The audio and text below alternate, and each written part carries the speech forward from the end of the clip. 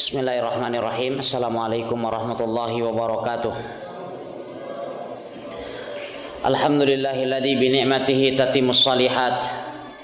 Wa asyhadu an la ilaha illallah wahdahu la syarika lahu fi rububiyyatihi wa uluhiyyatihi wa asma'ihi wa sifatih. Wa asyhadu anna Muhammadan abduhu wa rasuluhu alladzi bayyana li ummatihi tariqan najah wa hadzara min tariqil ghayyi wal halak. Sallallahu alaihi wa ala alihi wa sahbihi wa atba'ihi ila yaumiddin. Amma ba'd. Alhamdulillah, kita bersyukur kepada Allah Jalla wa ala, di mana pada malam hari yang berbahagia ini di tanggal 28 dari bulan Jumadal Ula tahun 1435 Hijriah, Allah Subhanahu wa taala memberikan taufiknya kepada kita sekalian sehingga kita dapat kembali berkumpul di tempat yang mulia ini untuk mudzakarah dan menuntut ilmu. Semoga apa yang kita laksanakan ini mendapatkan rahmat dan ridha dari Allah Subhanahu wa taala. Ikhwatal iman yang dimuliakan Allah Subhanahu wa taala, pembahasan kita masih tentang Khulafaur Rasyidin dan pada biografi Abu Bakar As-Siddiq radhiyallahu taala anhu. Ahlus Sunnah wal Jamaah bersepakat bahwasannya manusia terbaik setelah Rasulullah sallallahu alaihi wasallam adalah Abu Bakar, kemudian Umar, kemudian Utsman, dan kemudian Ali.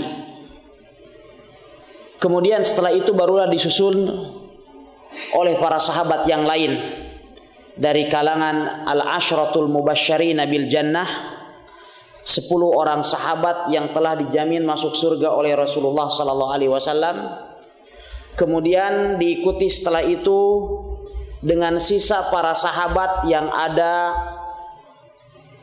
atau yang telah mendapatkan bintang Badar, para sahabat yang telah ikut serta perang Badar bersama dengan Rasulullah sallallahu alaihi wasallam.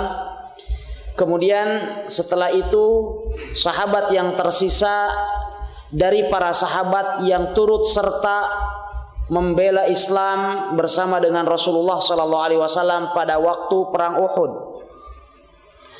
Kemudian setelah itu diikuti keutamaannya oleh sisa para sahabat yang mengikuti Bai'atur Ridwan pada peristiwa Hudaybiyah. Kemudian setelah itu barulah sahabat-sahabat yang lain. Dan keutamaan ini adalah merupakan sesuatu yang disepakati sehingga ijma' para ulama pun terwujud dalam masalah ini, sebagaimana diriwayatkan oleh Abu Mansur Al-Baghdadi rahimahullahu ta'ala. Sehingga Abu Bakar As-Siddiq radhiyallahu taala anhu adalah manusia termulia setelah Rasulullah sallallahu alaihi wasallam. Sebagaimana diriwayatkan oleh Imam Bukhari dari Abdullah ibn Umar, beliau menuturkan, kunna nukhayyiru bainan nasi fi zamani Rasulullah sallallahu alaihi wasallam. Kami para sahabat dulu membanding-bandingkan antara sahabat yang satu dengan sahabat yang lain pada zaman Nabi alaihi salatu wasalam. Maka kami memilih Abu Bakar, thumma Umar ibn al-Khattab, thumma Utsman ibn Affan radhiyallahu anhum. Kemudian setelah Abu Bakar, Umar, kemudian Utsman radhiyallahu taala anhum. Ya. Dan ini adalah merupakan sesuatu yang tidak diingkari. Sebagaimana dalam riwayat-riwayat yang lain juga diriwayatkan oleh Ibnu Asakir dari Abdullah ibn Umar, beliau menuturkan, kunna wa fina Rasulullah nufaddilu Abu Bakrin wa Umar wa Utsman wa Aliyan. Kami, sedangkan saat itu Rasulullah sallallahu alaihi wasallam berada di tengah-tengah kami mengutamakan Abu Bakar, Umar, Utsman, kemudian Ali. Demikian juga di dalam riwayat Abu Hurairah radhiyallahu taala anhu, dalam sebuah riwayat dari Ibnu Asakir juga beliau menuturkan, kunna ma'asyara ashabin Nabi sallallahu alaihi wasallam wa nahnu mutawafirun. Kami di zaman Rasulullah sallallahu alaihi wasallam, para sahabat Rasul, sedangkan kami saat itu jumlah kami masih relatif lengkap. Naqul, saat itu kami mengatakan afdalu hadhil ummah, umat terbaik atau manusia terbaik dari umat ini, ba'da nabiyha, setelah nabinya adalah Abu Bakar, summa Umar, summa Utsman, summa naskut. Abu Bakar, Umar, Utsman, kemudian kami diam. Ya. Ikhwatal iman yang dimuliakan Allah Subhanahu wa taala. Oleh sebab itu Imam Bukhari rahimahullahu taala dalam riwayat dari Muhammad ibn Ali ibn Abi Thalib radhiyallahu taala anhu, di mana putra dari Ali bin Abi Thalib ini, beliau mengatakan, qultu li abi, aku telah berkata kepada bapakku, ayyun nasi khairun ba'da Rasulillah sallallahu alaihi wasallam, siapakah manusia yang paling baik setelah Rasulullah? Ini putra Ali bin Abi Thalib bertanya kepada bapaknya. Qala Abu Bakrin, Ali bin Abi Thalib kemudian menjawab Abu Bakar. Qultu summa man, kemudian setelah itu siapa? Kemudian Ali bin Abi Thalib menjawab Umar. Maka beliau menjawab Umar ibn al-Khattab radhiyallahu ta'ala anhu. Kemudian Muhammad ibn Ali bin Abi Thalib mengatakan, wa khasyitu ay yaqula Utsman, kemudian aku khawatir bapakku mengatakan setelah itu adalah Utsman. Kemudian anaknya menimpal perkataan bapaknya, faqultu summa anta, kemudian anda wahai ayahku. Kemudian Ali bin Abi Thalib beliau menjawab, ma ana illa rajulun minal muslimin, aku hanyalah seorang pria dari kalangan kaum muslimin. Oleh sebab itulah Imam Ahmad dan juga imam-imam yang lain telah meriwayatkan dari Ali bin Abi Thalib radhiyallahu taala anhu, di mana beliau mengatakan khairu hadhil ummah ba'da nabiyha Abu Bakrin wa Umar. Ali bin Abi Thalib mengatakan sebaik-baik umat ini setelah nabinya adalah Abu Bakar dan Umar. Imam Dhahabi rahimahullah mengomentari riwayat ini, beliau mengatakan hadza mutawatirun an Ali. Riwayat ini adalah riwayat yang mutawatir, yang tidak mungkin dipungkiri kesahihannya datang dari Ali bin Abi Thalib.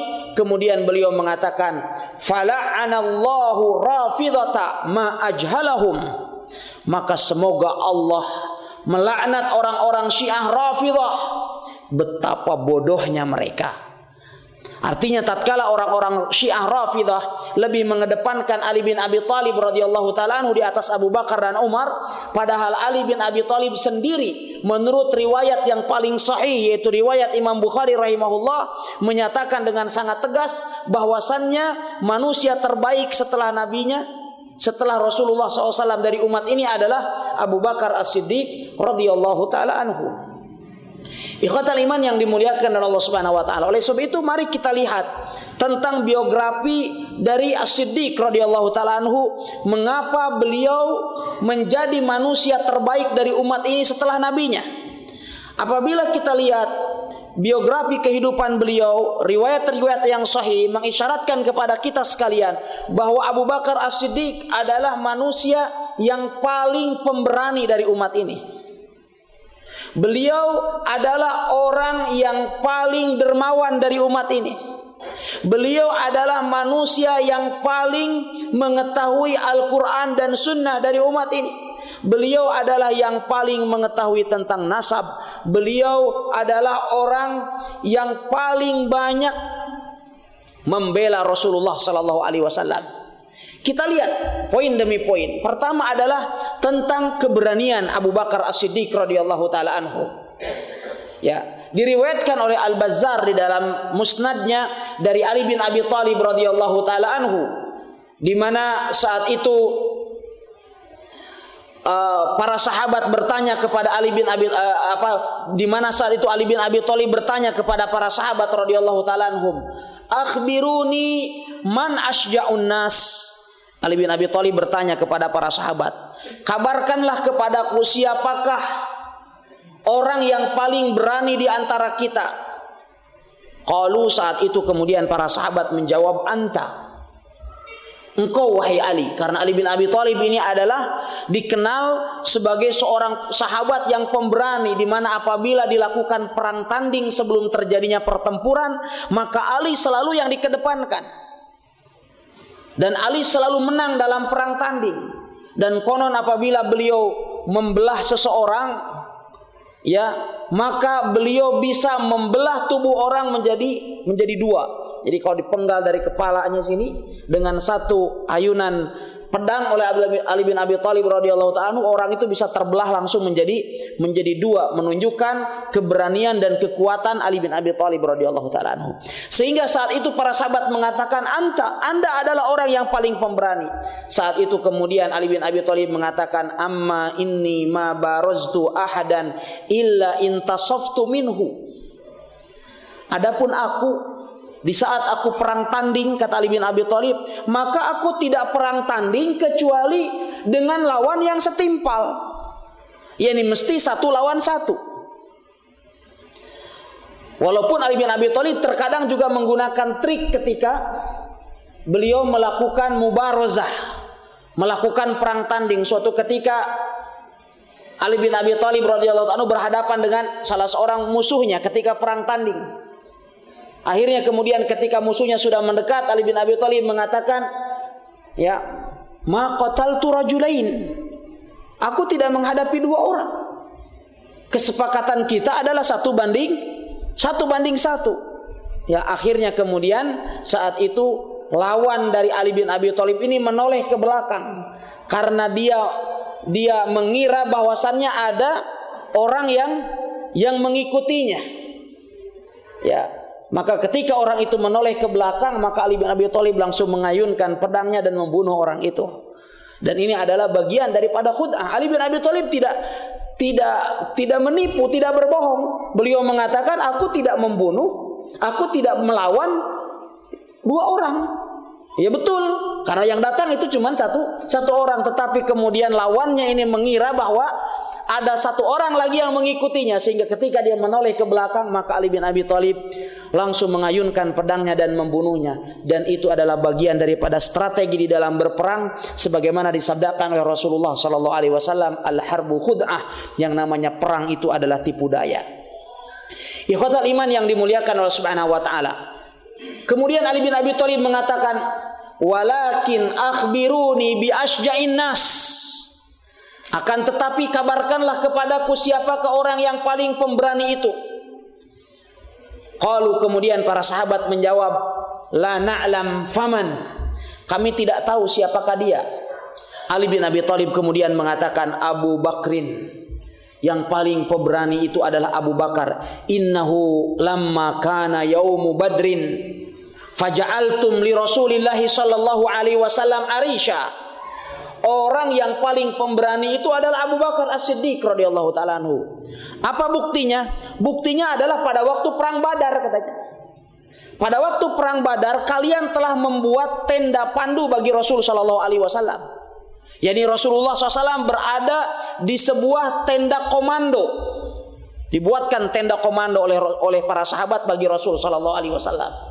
Dan dipastikan bahwasannya Rasulullah sallallahu alaihi wasallam saat itu menjadi target utama musuh pada waktu perang Badar.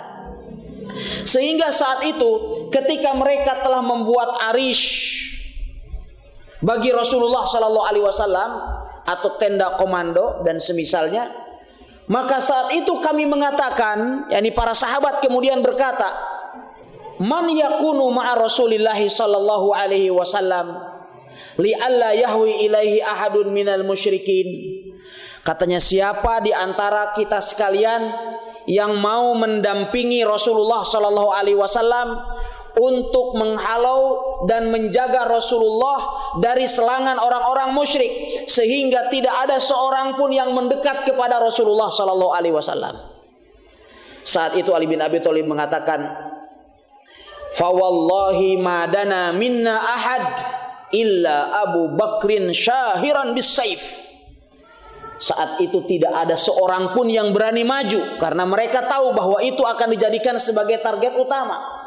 Demi Allah, tidak ada seorang pun yang maju saat itu memberanikan diri kecuali Abu Bakar As-Siddiq radhiyallahu taala anhu dengan pedangnya yang terhunus.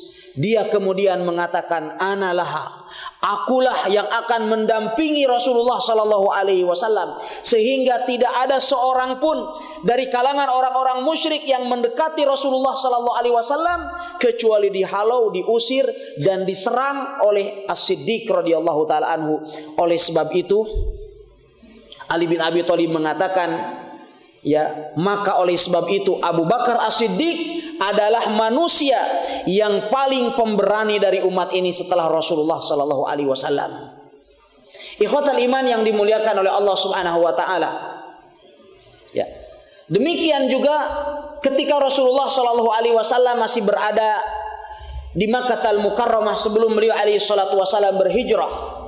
Kita ketahui bagaimana penindasan dan penganiayaan yang dilakukan oleh orang-orang Quraisy terhadap kaum muslimin, dan tak luput juga penganiayaan mereka terhadap Rasulullah sallallahu alaihi wasallam. Sehingga suatu ketika tatkala Rasulullah sallallahu alaihi wasallam beliau dianiaya oleh Uqbah bin Abi Mu'aid, sedangkan saat itu Rasulullah sallallahu alaihi wasallam dalam keadaan salat, maka datanglah Uqbah bin Abi Mu'aid mengambil selendang Rasulullah sallallahu alaihi wasallam, kemudian menariknya dan mencekiknya dari belakang dengan tarikan yang sangat kuat.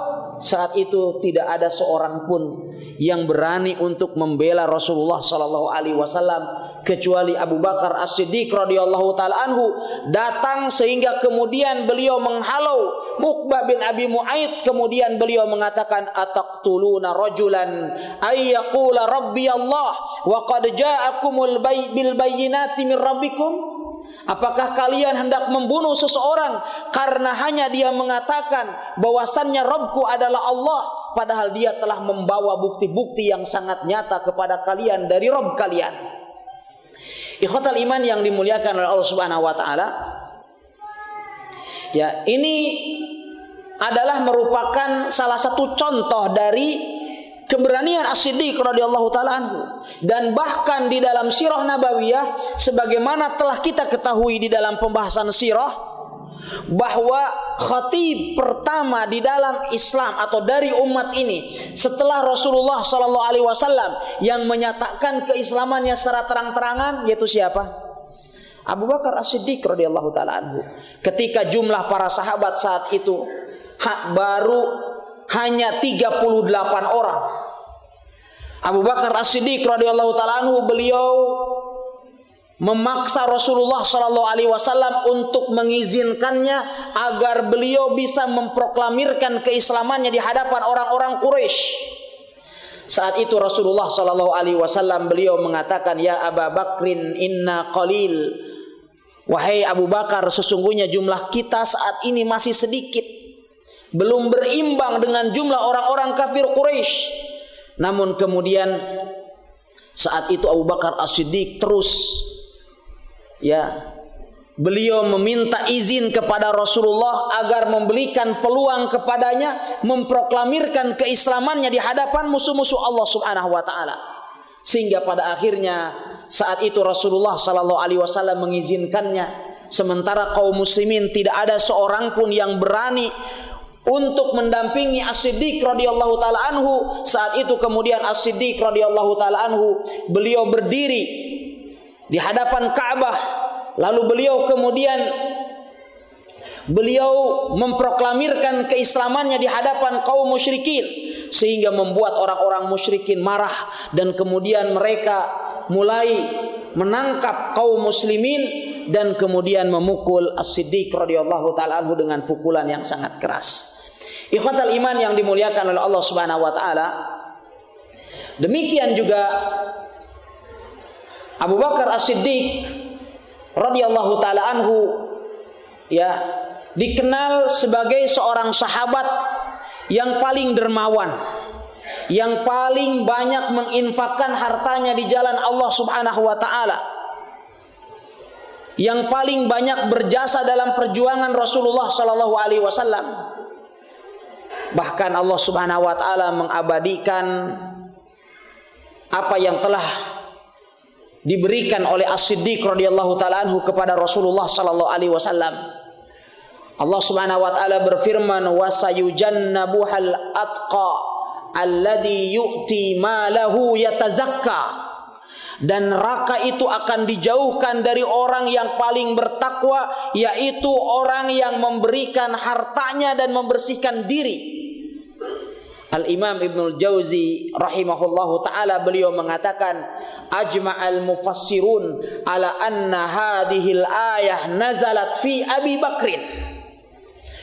Para ulama tafsir telah bersepakat bahwa yang dimaksud dalam ayat yang mulia ini, yang dimaksud dengan orang yang paling bertakwa, yang telah mengeluarkan harta bendanya untuk mensucikan dirinya, adalah Abu Bakar As-Siddiq radhiyallahu taala anhu. Oleh sebab itulah diriwayatkan oleh Imam Ahmad dari hadis Abu Hurairah radhiyallahu taala anhu bahwasanya Rasulullah sallallahu alaihi wasallam beliau bersabda, "Ma nafa'ani malun qat, ma nafa'ani malu Abi Bakrin." Tidak ada harta yang memberikan manfaat kepadaku yang lebih baik daripada harta yang dimiliki oleh Abu Bakar As-Siddiq radhiyallahu taala anhu. Ketika Abu Bakar As-Siddiq radhiyallahu taala anhu mendengarkan Rasulullah sallallahu alaihi wasallam bersabda dengan sabdanya ini, beliau kemudian menangis dan kemudian beliau mengatakan, "Hal ana wa mali illa laka ya Rasulullah." Wahai Rasulullah, bukankah jiwa ragaku dan juga hartaku kecuali adalah untuk menjadi khidmah bagimu wahai Rasulullah. Ikhwatal iman yang dimuliakan oleh Allah Subhanahu wa taala. Oleh sebab itu disebutkan di dalam beberapa riwayat dari Ibnu Asakir dari jalan Aisyah radhiyallahu taala anha dan Urwah Ibnu Zubair bahwasannya Abu Bakar As-Siddiq radhiyallahu taala anhu ketika beliau masuk Islam, beliau memiliki saldo 40.000 dinar. Ketika beliau masuk Islam memiliki saldo 40.000 dinar. Anda tahu satu dinar itu berapa? Satu dinar itu uang emas.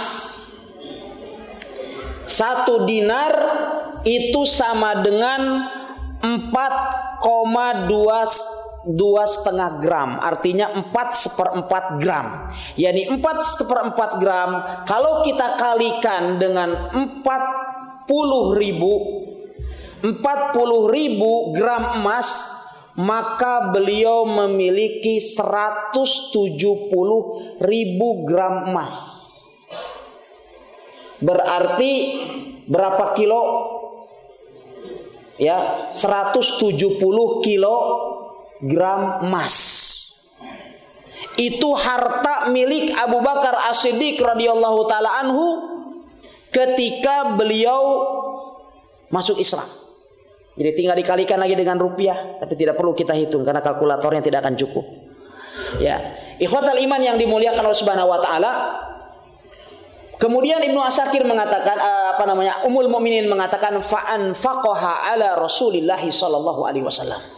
Kemudian seluruh hartanya tersebut diinfakkan kepada Rasulullah sallallahu alaihi wasallam. Ikhwatal iman yang dimuliakan Allah Subhanahu wa taala. Oleh sebab itu kita kenal bagaimana usaha Abu Bakar As-Siddiq ketika beliau membebaskan para mustad'afin dari perbudakan. Membebaskan para budak dan hamba sahaya di awal mula perjuangan dakwah Rasulullah sallallahu alaihi wasallam ketika Islam baru dakwahkan. Karena kebanyakan dari pengikut saat itu adalah dari kalangan para budak dan hamba sahaya.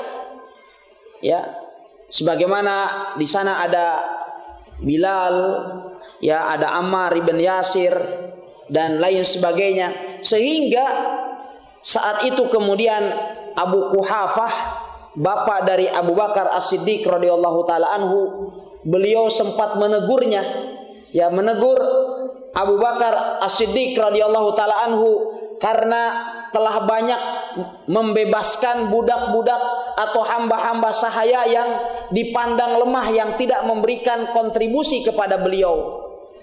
Ya, saat itu kemudian Abu Bakar As-Siddiq radhiyallahu taala anhu, beliau mengatakan, wahai ayahku, sesungguhnya aku tidak mengharapkan dari mereka kecuali apa yang ada di sisi Allah Subhanahu wa taala. Ikhwatal iman yang dimuliakan oleh Allah Subhanahu wa taala. Demikian juga di antara kedermawanan Abu Bakar As-Siddiq radhiyallahu taala anhu, hal ini ditunjukkan dengan sebuah riwayat di dalam Sunan Abu Dawud dan Tirmidzi dari hadis Umar ibn al-Khattab radhiyallahu taala anhu. Beliau mengatakan, amarona Rasulullah sallallahu alaihi wasallam an natasaddaq. Suatu ketika Rasulullah sallallahu alaihi wasallam memerintahkan kami untuk bersedekah. Yani Rasulullah menganjurkan para sahabatnya saat itu untuk bersedekah untuk kepentingan dakwah di jalan Allah Subhanahu wa taala. Maka saat itu Umar bin Khattab mengatakan, fawafaqa dzalika malan indi. Saat itu bertepatan aku baru atau sedang punya uang yang cukup banyak. Qultu, kemudian Umar bin Khattab mengatakan, al-yaum asbaqu Aba Bakrin in sabaqtuhu yauman. Hari ini aku akan buktikan, kata Umar bin Khattab, bahwa aku akan melampaui Abu Bakar. Kalau seandainya di hari-hari yang lalu Abu Bakar As-Siddiq selalu melampauiku, maka kali ini katanya tidak. Faji'tu binisfi mali. Maka saat itu Umar ibn Khattab radhiyallahu ta'ala anhu membawa setengah dari hartanya. Anda tahu apa yang dimaksud dengan perkataan Umar ini? Setengah dari hartanya artinya membawa setengah saldo yang tersimpan di rumahnya. Ya. Dibawalah ke hadapan Rasulullah sallallahu alaihi wasallam. Faqala Rasulullah sallallahu alaihi wasallam. Kemudian setelah itu Rasulullah SAW bersabda kepadanya, "Ma abqaita li ahlik?" Wahai Umar, apa yang engkau sisakan bagi keluargamu? Qultu mislahu. Aku tinggalkan semisalnya wahai Rasulullah. Tiba-tiba baru saja berbicara seperti itu, wa ata Abu Bakrin bi kulli ma indah. Datang Abu Bakar As-Siddiq membawa seluruh hartanya. Faqala ya Abu Bakrin ma abqaita li ahlik. Saat itu kemudian Rasulullah sallallahu alaihi wasallam bertanya kepadanya, wahai Abu Bakar, apa yang kau sisakan bagi keluargamu? Qala abqaitu lahumullahu wa rasuluh. Aku tinggalkan Allah dan Rasulnya. Saat itu kemudian Umar bin Khattab beliau menyerah dan mengatakan, la asbiquhu fi syai'in abada. Mulai hari ini aku tidak akan coba-coba lagi untuk melampauinya dan berlomba dengannya, ya, sekalipun juga. Ikhwatal iman yang dimuliakan Allah Subhanahu wa taala, hadis ini perlu sedikit pemahaman. Kita harus memahami sunnah Nabi alaihi salatu wasalam bukan dengan pemahaman kita, tetapi dengan pemahaman sunnah itu sendiri. Sebagian dari kaum muslimin saat ini datang berinfak dengan betul-betul dengan seluruh hartanya.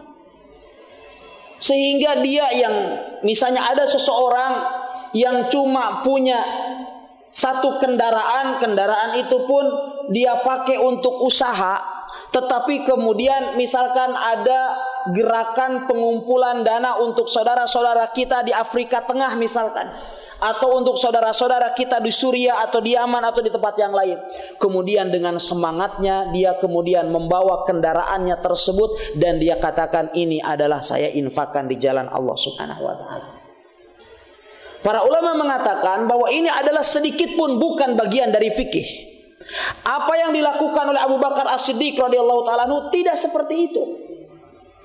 Bahwasannya Abu Bakar As-Siddiq radhiyallahu ta'ala anhu membawa seluruh hartanya saat itu adalah membawa seluruh hartanya yang ada saat itu yang menjadi saldo beliau. Tapi perlu diingat bahwasannya Abu Bakar As-Siddiq radhiyallahu ta'ala anhu adalah seorang pedagang besar. Kalaupun seandainya seluruh harta yang ada di hadapannya saat itu beliau infakkan, besok akan ada penggantinya.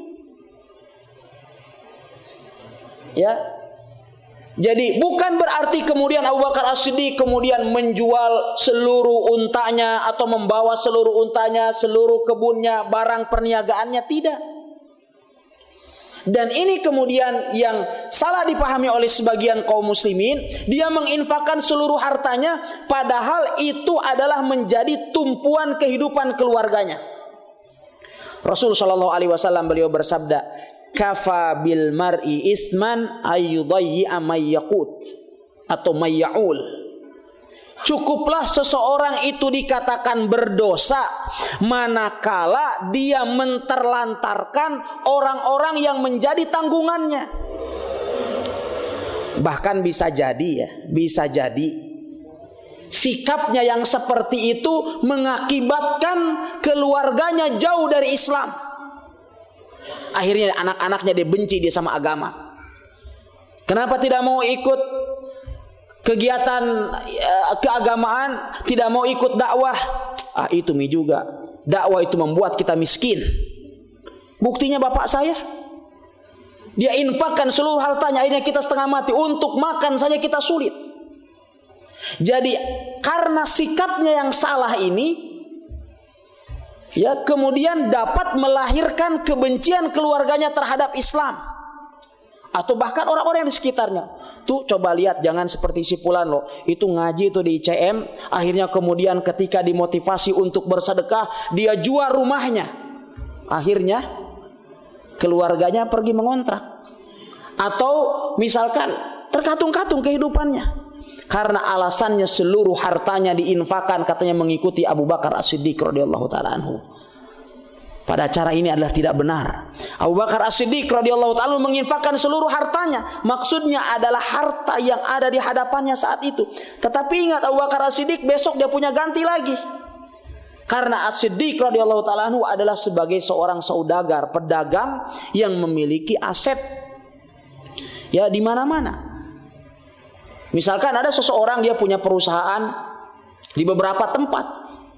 Dia punya mall, punya pom bensin, ya, punya aula, gedung pertemuan yang selalu dia sewakan, punya toko, punya sawah, ladang dan lain sebagainya. Tapi kalau seandainya kemudian dia infakkan misalnya satu supermarket, menjadi masalah bagi dirinya? Tidak menjadi masalah, dia tidak tercela. Tetapi tatkala seseorang dia punya lahan usaha yang hanya itu-itunya, kemudian semuanya dia infakkan di jalan Allah Subhanahu wa taala, maka ini adalah sebuah keputusan dan pemahaman yang salah tentang sunnah dan petunjuk Nabi alaihi salatu wasalam. Karena besar kecilnya infak seseorang itu juga adalah sangat ditentukan dengan nilai keikhlasan dan ketulusannya dalam hatinya. Oleh sebab itu bagi sebagian orang, berinfak 100.000 itu adalah menjadi sesuatu yang sangat besar. Ya, menjadi sesuatu yang sangat besar. Karena memang kemampuan dia untuk berinfak hanya seperti itu. Namun apabila dia memiliki keikhlasan dan ketulusan karena Allah Subhanahu wa taala yang sangat tinggi, maka bisa jadi infaknya yang 100.000 ini adalah lebih baik daripada orang yang menafkahkan hartanya miliaran rupiah namun tidak diiringi dengan keikhlasan. Dan betapa banyak itu. Bagaimana sekarang orang menggelontorkan hartanya demi kepentingan yang sifatnya duniawi.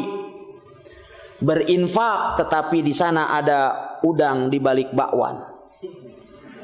Dia ingin namanya dikenal karena sebentar lagi, 12 hari lagi dia mencalonkan dirinya sebagai salah satu anggota dewan. Ya, sebelumnya tidak pernah dikenal infak, tetapi tiba-tiba Masya Allah, seakan-akan masa pemilu ini dipandang sebagai waktu yang utama untuk bersedekah. Di bulan Ramadan tidak kelihatan nyumbang, tapi begitu waktu pemilu tiba-tiba Masya Allah. Padahal tentu untuk menentukan mana waktu utama dan mana yang tidak utama juga tentu harus berdasarkan dalil. Seakan-akan saat ini dipandang oleh sebagian orang bahwasannya Hari-hari ini adalah menjadi hari-hari yang utama untuk bakti sosial. Hari-hari ini adalah merupakan hari-hari yang utama untuk berinfak, bersedekah, dengan alasan bahwa ini tidak saya berikan kecuali ini semata-mata ikhlas karena Allah Subhanahu wa taala. Tapi tolong ya, saya titip stiker ini dibagikan. Ya. Ya, ikhwatal iman yang dimuliakan Allah Subhanahu wa taala. So itu terkadang ya kita pesantren, kadang juga kita di lembaga seperti ini, kadang kalau pas musim-musim begini, kadang kita merasa walaupun alhamdulillah di sini orang bisa memahami, ya, tapi kadang kita seperti kita ketika kita berada di Polinggona, hampir setiap hari itu datang yang namanya kandidat atau caleg, seakan-akan saat ini kita menjadi raja kecil yang duduk di sebuah kerajaan kecil, di mana mereka berusaha untuk menarik hati kita, sehingga kemudian mereka menawarkan berbagai macam jasa dan lain sebagainya, ya, untuk kepentingan yang sesaat itu. Padahal sebelumnya kita tidak pernah kenal, tidak pernah kita mengetahui mereka, tetapi demikian syaitan betapa pintar memalingkan hati manusia, sehingga hal itu adalah dapat menutup atau dapat mengurangi, ya, dan dapat bahkan menghapuskan pahala amal soleh yang dilakukan oleh seseorang di sisi Allah Subhanahu wa taala. Ikhwatal iman yang dimuliakan oleh Allah Subhanahu wa taala. Ya. Kemudian tentu di sana banyak lagi hadis-hadis yang menunjukkan akan keutamaan Abu Bakar As-Siddiq radhiyallahu taala dan kedermawanan beliau. Oleh sebab itulah Rasulullah sallallahu alaihi wasallam beliau mengatakan, wa ma nafa'ani malu ahadin qat ma nafa'ani malu Abi Bakrin. Tidak pernah ada harta milik siapapun juga yang lebih bermanfaat daripada harta Abu Bakar As-Siddiq radhiyallahu taala anhu. Ikhwatal iman yang dimuliakan Allah Subhanahu wa taala. Oleh sebab itulah Rasulullah sallallahu alaihi wasallam beliau bertasarruf, beliau membelanjakan harta Abu Bakar As-Siddiq radhiyallahu taala anhu seperti beliau membelanjakan hartanya sendiri. Ikhwatal iman yang dimuliakan Allah Subhanahu wa taala. Keutamaan Abu Bakar As-Siddiq radhiyallahu taala anhu tidak hanya pada keberanian beliau, dan tidak pula karena suhbah beliau, karena tercatat bahwa Abu Bakar As-Siddiq adalah merupakan sahabat yang sangat setia mendampingi Rasulullah sallallahu alaihi wasallam, sehingga beliau tidak pernah meninggalkan Rasulullah baik dalam keadaan hadar atau dalam keadaan safar. Tidak pernah beliau tidak mengikuti satu pertempuran pun yang diikuti oleh Rasulullah sallallahu alaihi wasallam, kecuali ketika Abu Bakar As-Siddiq radhiyallahu taala diizinkan dan diperintahkan oleh Nabi alaihi salatu wasallam untuk menjadi Amirul Hajj, untuk melaksanakan ibadah haji sebelum Rasulullah sallallahu alaihi wasallam melaksanakan haji wada. Selain itu, As-Siddiq radhiyallahu taala senantiasa mendampingi Rasulullah sallallahu alaihi wasallam. Oleh sebab itu nilai suhbah, nilai kesahabatan As-Siddiq radhiyallahu taala tidak bisa dilampaui oleh sahabat-sahabat yang lain. Dan dari situ pula lah dapat disimpulkan pula bahwa As-Siddiq radhiyallahu taala adalah manusia yang paling faham akan Al-Qur'an dan Sunnah setelah Rasulullah sallallahu alaihi wasallam. Ya, sebagaimana diriwayatkan oleh Imam Bukhari dan Imam Muslim, dan ini adalah merupakan salah satu contoh dari pemahaman yang sangat mendalam yang dimiliki oleh Abu Bakar As-Siddiq radhiyallahu taala anhu ketika Rasulullah sallallahu alaihi wasallam wafat. Orang-orang Arab Badui, orang-orang Arab yang tinggal di pedalaman dan yang jauh dari Madinah, mereka kemudian berbondong-bondong murtad keluar dari Islam setelah wafatnya Nabi alaihi salatu wasallam. Bermula dari apa? Bermula dari keengganan mereka untuk membayar zakat. Di mana kita ketahui di dalam surat At-Taubah Allah Subhanahu wa taala berfirman, "Khudz min amwalihim shadaqatan tutahhiruhum wa tuzakkihim biha." Wahai Muhammad, ambillah olehmu dari harta mereka sebagai sedekah, sebagai zakat. Jadi ayat ini adalah merupakan perintah dari Allah kepada Rasulullah untuk memungut zakat. Khudz min amwalihim shadaqah. Ambillah dari harta mereka sebagai bentuk sedekah atau zakat. Orang-orang Arab Badu yang pemahamannya sangat dangkal ini, mereka kemudian berhujjah, katanya ayat ini perintahnya kan bagi Nabi. Nabi Muhammad alaihi salatu wasalam sekarang sudah wafat.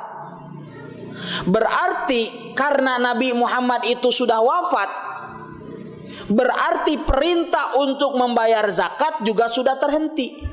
Karena perintah untuk memungutnya perintah kepada siapa? Kepada Nabi Muhammad. Ambillah olehmu dari harta mereka sebagai sedekah. Nah sekarang katanya Nabi Muhammad sudah wafat, berarti perintah itu tidak perlu lagi diwujudkan. Saat itu kemudian As-Siddiq radhiyallahu taala anhu, beliau sangat marah ketika melihat fenomena enggan untuk membayar zakat. Enggan membayar zakat yang disyariatkan tentunya. Ya, karena saat ini juga ada zakat yang dipaksakan, yang tidak disyariatkan. Maka saat itu kemudian Abu Bakar As-Siddiq beliau mengatakan, wallahi la uqatilanna man farraqa bainas salati waz zakah. Demi Allah, sungguh aku akan perangi orang yang membedakan antara solat dan zakat. Wallahi law mana'uni iqalan kanu yu'addunaha ila Rasulillah sallallahu alaihi wasallam laqataltuhum. Demi Allah, andaikan mereka menahan iqal. Di dalam riwayat yang lain inaqan.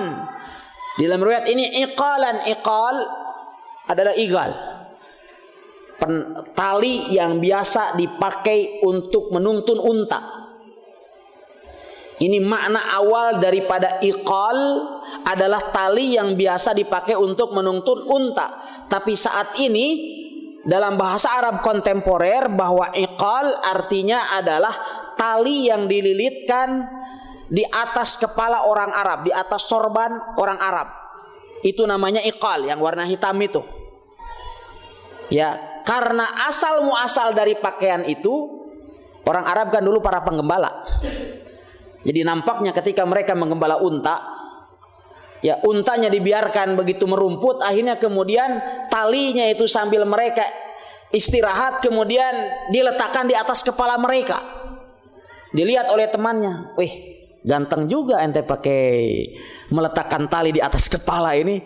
Akhirnya kemudian menjadi sebuah model pakaian. Ya, namanya tetap pada mana aslinya, yaitu iqal. Jadi saat ini katakan iqal. Pada iqal dahulu itu adalah tali penarik unta. Abu Bakar As-Siddiq beliau mengatakan, wallahi law mana'uni iqalan. Demi Allah, andaikan mereka menahan tali orang-orang yang tali unta orang-orang yang memungut zakat, kanu yu'addunaha ila Rasulillah sallallahu alaihi wasallam, yang dahulu mereka mengeluarkannya kepada Rasulullah sallallahu alaihi wasallam, laqataltuhum, niscaya aku akan perangi mereka.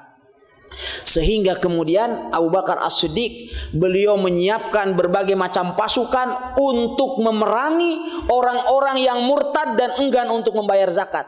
Sehingga setelah wafatnya Rasul sallallahu alaihi wasallam, dalam kurun waktu yang sangat singkat, Rasulullah wafat pada tahun 11 Hijriah, Abu Bakar As-Siddiq wafat pada tahun 13 Hijriah. Hanya dalam kurun waktu 2 tahun.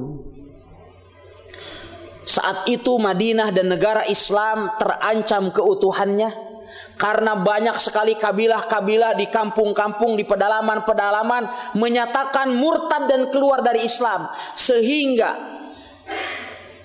ya, negara kesatuan Jazirah Arab, NKJA, saat itu terancam pecah. Maka As-Siddiq radhiyallahu ta'ala dengan ketegasan beliau mampu melakukan konsolidasi, sehingga dalam kurun waktu 2 tahun beliau kembali dapat menyatukan Jazirah Arab secara menyeluruh. Ikhwatal iman yang dimuliakan oleh Allah Subhanahu wa taala, dari sinilah kemudian Abu Ishaq beliau mengatakan di dalam kitab Tabaqatnya, beliau berdalil ala anna Abu Bakr As-Siddiq a'lamus sahabah. Dengan hadis ini dapat kita simpulkan bahwa para sahabat bahwa As-Siddiq radhiyallahu taala anhu adalah orang yang paling faham tentang agama ini dari sahabat. Karena pada awalnya para sahabat ini adalah menghalangi Abu Bakar As-Siddiq untuk memerangi orang-orang yang enggan untuk membayar zakat. Mereka mengatakan kepada Abu Bakar As-Siddiq radhiyallahu anhu, "Wahai Abu Bakar, apakah Anda akan memerangi orang-orang yang mengucapkan la ilaha illallah? Apakah Anda akan memerangi orang-orang yang melakukan sholat?" Abu Bakar As-Siddiq mengatakan, "Iya, benar. Saya akan perangi mereka karena mereka telah membedakan antara zakat dengan sholat." Padahal Allah Subhanahu wa taala di dalam kitab sucinya senantiasa mendampingkan antara salat dan zakat. Wa aqimus shalah wa atuz zakah. Sehingga yang semula para sahabat menentang keputusan Abu Bakar As-Siddiq ini, pada akhirnya para sahabat semuanya ijma' dan sepakat setuju dengan apa yang dikatakan oleh Abu Bakar As-Siddiq. Oleh sebab itu Abu Ishaq dalam kitab Tabaqatnya beliau mengatakan bahwa hadis ini atau peristiwa ini menjadi bukti bagi kita sekalian bahwa Abu Bakar As-Siddiq adalah manusia yang paling mengetahui tentang kitabullah setelah nabinya dari umat ini. Ikhwatal iman yang dimuliakan oleh Allah Subhanahu wa taala. Oleh sebab itu diriwayatkan dari Abdullah ibn Umar dan riwayatnya disebutkan oleh Imam Suyuti bahwasannya Ibnu Umar suatu ketika beliau ditanya, "Man yuftin nas fi zamanin Nabi sallallahu alaihi wasallam?" Siapakah orang yang memberikan fatwa pada zaman Nabi? Yani adakah manusia yang memberikan fatwa di zaman Rasulullah ketika Rasulullah masih hidup? Saat itu kemudian Ibnu Umar radhiyallahu anhuma beliau mengatakan, qala Abu Bakrin wa Umar radhiyallahu anhuma ma a'lamu ghairahuma.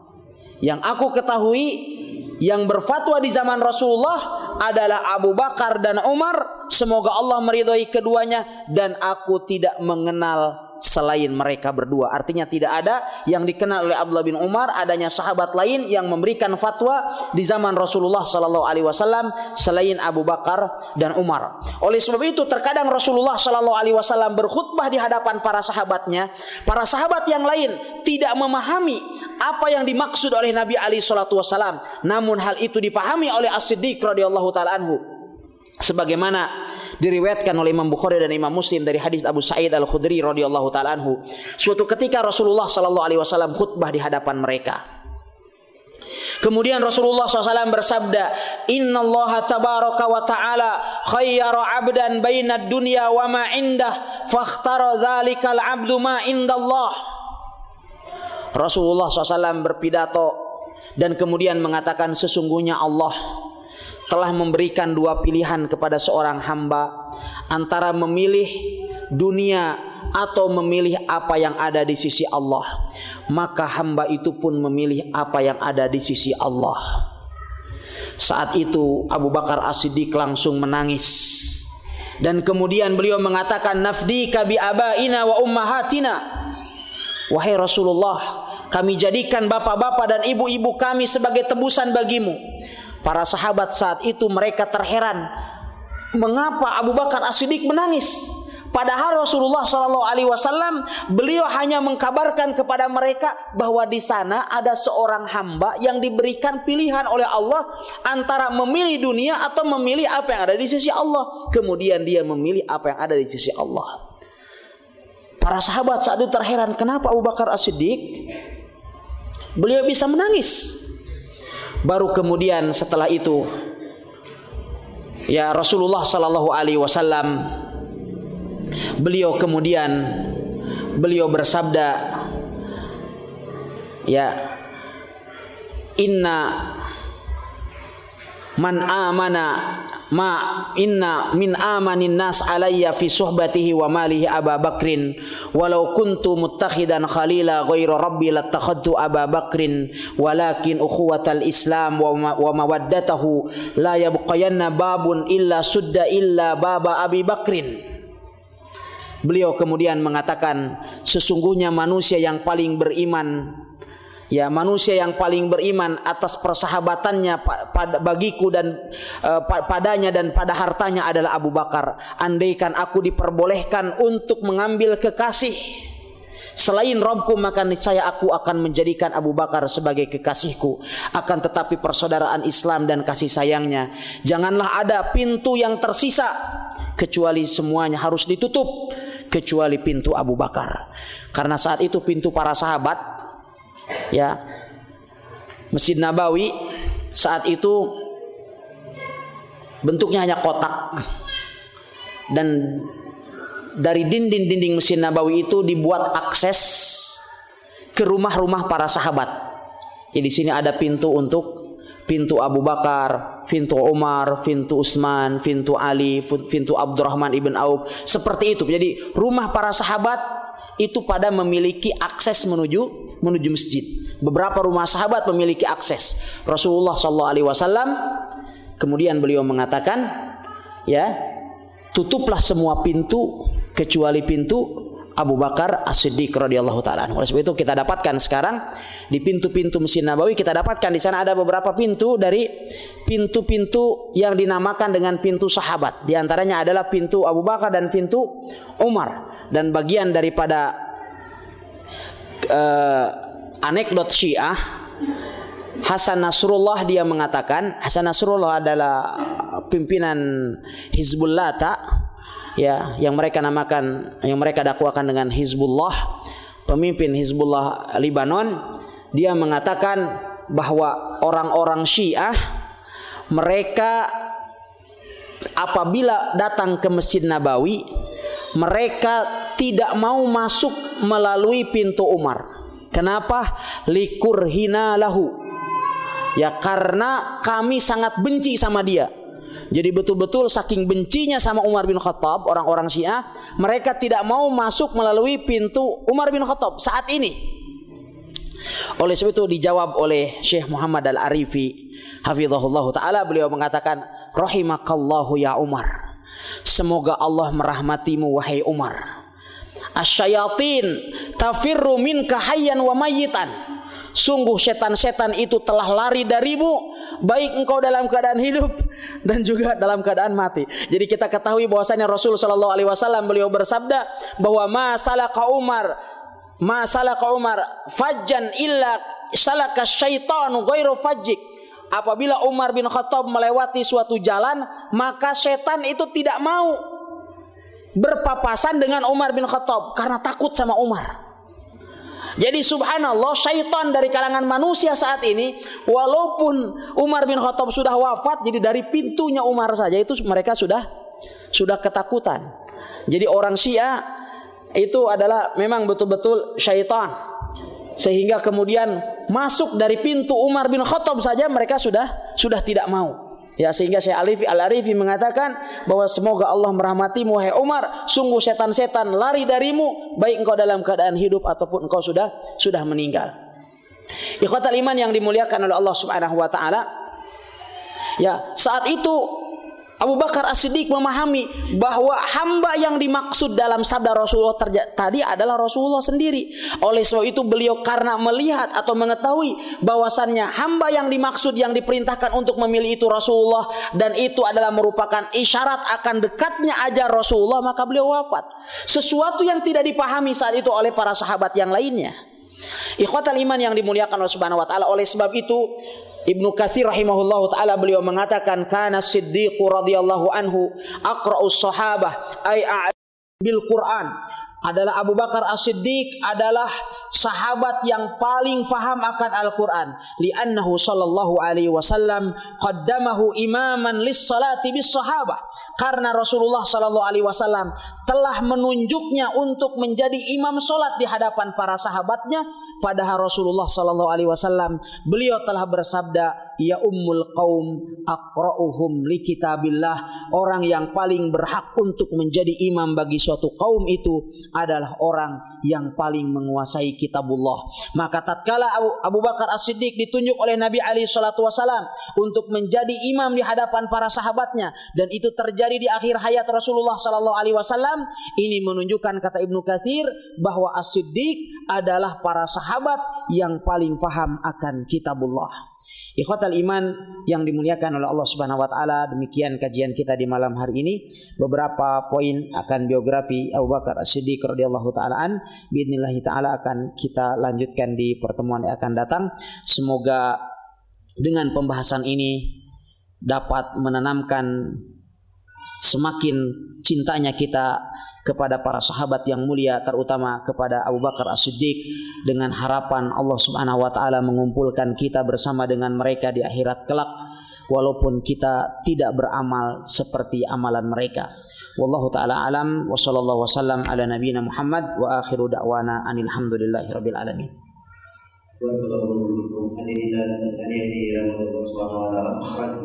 Kami persilakan dari hadirin jika sekiranya ada yang ingin bertanya.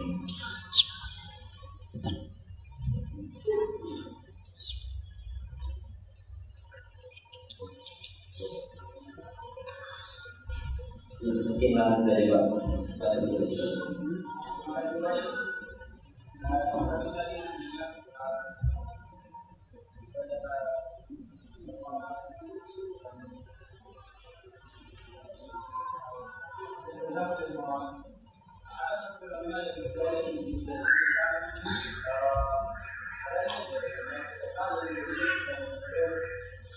Sedekah sebagai apa Pak?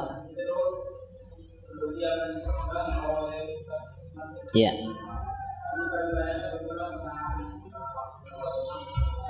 Ya. Assalamualaikum warahmatullahi wabarakatuh. Alhamdulillah wassalatu wassalam ala Rasulillah wa ala alihi wa sahbihi umawala. Ya, tentu di sana ada banyak janji dari Allah Subhanahu wa taala dan Rasulnya yang memotivasi kita sekalian untuk banyak berinfak dan bersedekah.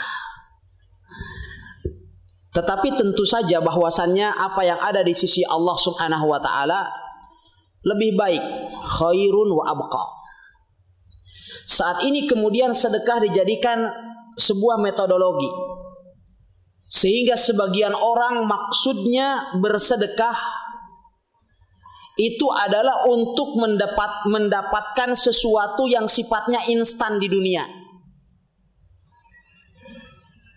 Sehingga kemudian tujuannya bersedekah, misalnya saya bersedekah hari ini tujuannya besok biar saya mendapatkan 700 kali lipat.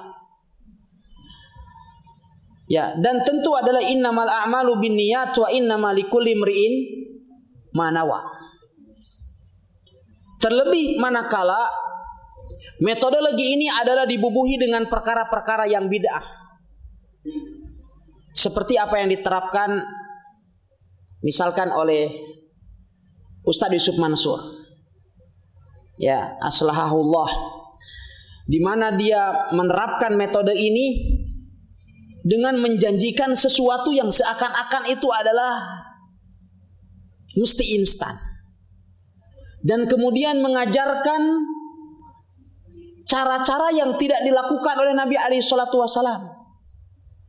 Dan terkadang metode yang diajarkan adalah sesuatu yang sifatnya sangat konyol. Seperti misalkan ini diulang-ulang, ya, diulang-ulang dalam acara wisata hati, di mana dia mengatakan misalkan apabila Anda menginginkan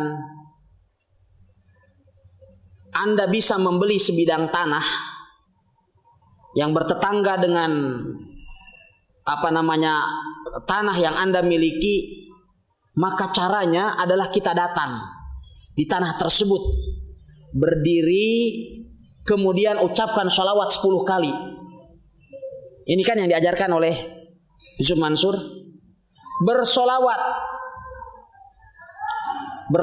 10 kali kepada Nabi SAW. Kemudian setelah itu lakukan sholat 2 rakaat di tempat tersebut. Kemudian mintalah kepada Allah Subhanahu wa taala dan bersedekahlah. Demikian juga apabila Anda menginginkan katanya sebuah mobil, Anda pergi ke showroom mobil itu, liatin itu mobil, usapin, kemudian setelah itu Anda bersolawat kepada Nabi SAW. Bersolawat, Sholat 2 rakaat di sana, minta izin katanya. Dan itu yang dikatakannya. Dan dia katakan bahwa, loh kok bisa begitu Ustaz? Itu kan bid'ah. Iya memang bid'ah, tapi ini bid'ahnya Yusuf Mansur katanya. Dia katakan sendiri, wallahi dia mengatakan seperti itu di televisi. Dia katakan bahwa ini memang bid'ah, tapi bid'ahnya Yusuf Mansur. Terus kita katakan, emang kalau ente yang bikin bid'ah lantas menjadi boleh? Berarti Anda saat ini telah mensejajarkan diri Anda sebagai musyarri'. Apakah Anda kemudian bisa membuat syariat, kemudian lantas kebid'ahan yang Anda buat menjadi sesuatu yang boleh?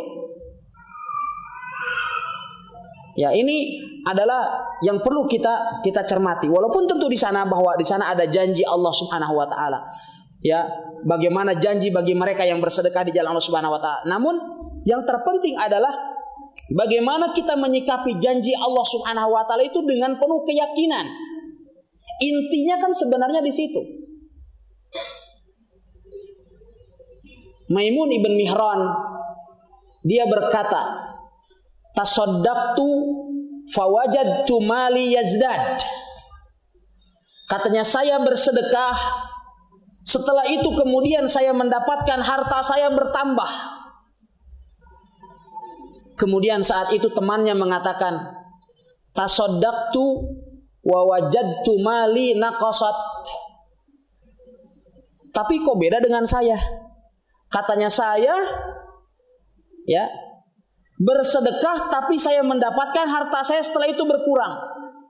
Kemudian Maimun ibn Mihran beliau mengatakan, perbedaannya adalah ketika saya bersedekah, saya bermuamalah dengan Allah Subhanahu wa taala dengan keyakinan.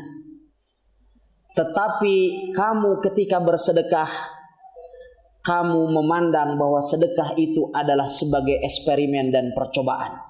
Jadi banyak orang yang bersedekah, dia mudah-mudahan. Ya, dia mencoba, siapa tahu betul. Nah, kalau siapa tahu betul berarti dia tidak yakin. Dan itu banyaknya kita bersedekah, siapa tahu betul. Siapa tahu janji Allah itu betul. Ya, tapi dia tidak yakin. Dan Allah Subhanahu wa taala akan memperlakukan kita sesuai dengan zon kita, dugaan kita kepada Allah Subhanahu wa taala. Wallahu taala a'lam.